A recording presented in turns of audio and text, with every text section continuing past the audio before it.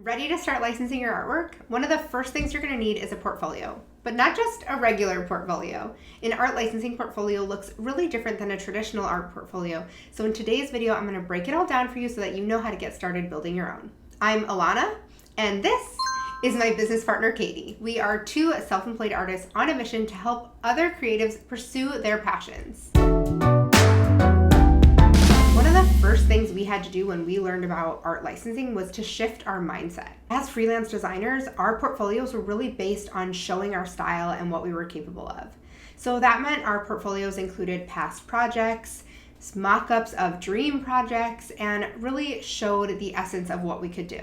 But when we got started with art licensing, we realized our existing portfolios were not going to cut it for what we were trying to do and pivot towards. By the way, if you're wondering WTF is art licensing, go ahead and check out our video, which I will link below, which will get you started with all of the basics. So what we learned is that traditional portfolios are really different than art licensing portfolios. Instead of showcasing past projects, an art licensing portfolio, or as some may call it, a surface design portfolio, is showcasing existing artwork that's available for people to purchase. We like to think of this as a menu. I love a good food analogy. When you go to a restaurant, there's a menu that you can order from. There are tons of great options. But of course, sometimes there's a pickier customer who wants to change something or alter something that's already on the menu, or maybe create something totally new. That's exactly how licensing works. Typically, you'll meet a buyer who will order something off the menu, which is an item already existing in your portfolio.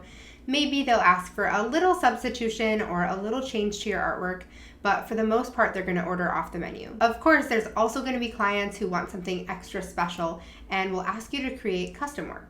Okay, so now the bigger question. How do you know what to put inside your portfolio? I've got an easy answer. You should put in your portfolio the type of work you want to get. Remember, art licensing is all about getting your work rented to be used on products. But there are tons of different products your art could be featured on. So it's really important to narrow in and lean into the type of market you want to see your work on. You might choose to focus on greeting cards or pet products or maybe baby goods. Maybe you love gift wrap or fabric. Next time you're in a big box stores, just look through the aisles at how art is everywhere and think about where you would like to see your work.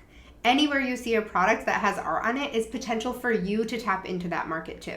So once you've figured that out, it's time to make some art. As an independent surface designer, you're in charge of creating that portfolio and deciding what goes in it and how much. So that means you're the art director, you're the copywriter, you're everything. You're going to wear a lot of hats. We really like to set boundaries and have some parameters around our work because oftentimes having so many options is what makes it feel so overwhelming. That's why we love a challenge or a prompt to help guide you and set those boundaries so that you know exactly what to create. That's why we created the Art Licensing Portfolio Builder. It's 100 different prompts that'll help you and inspire you to create artwork for your portfolio. Did you just freak out when I said 100 prompts? You definitely don't need 100 pieces.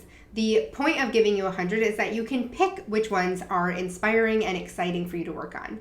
But it is important to know that an art licensing portfolio is typically a lot larger than a traditional portfolio that you're used to, because the more artwork you have included, the more opportunities you have for a sale. Now, we don't want to sacrifice quality, so you don't want to just create. You want to have intention behind that. And that's where these prompts and challenges come in handy. The great news about building your portfolio is that there's no race to the finish. There's really no finish line because you're ever evolving and growing as an artist, so you'll constantly be building and growing your portfolio. I'm always really surprised when a piece I did several years ago gets a new license because the artwork feels fresh to that client. I suggest starting with 10 to 20 pieces in your portfolio. You'll notice it becomes more natural to create the more you do it. And it's so important to remember that not everything you make needs to go in your portfolio. Some things you'll make just for the sake of making. Some things you'll make because it helps you feel good. Some things you'll make for clients. Some things you'll make and totally hate them.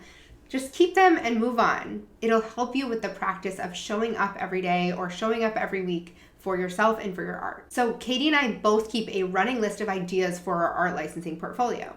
So let's say we are thinking about Halloween. Halloween is on the brain. We might start adding to that list.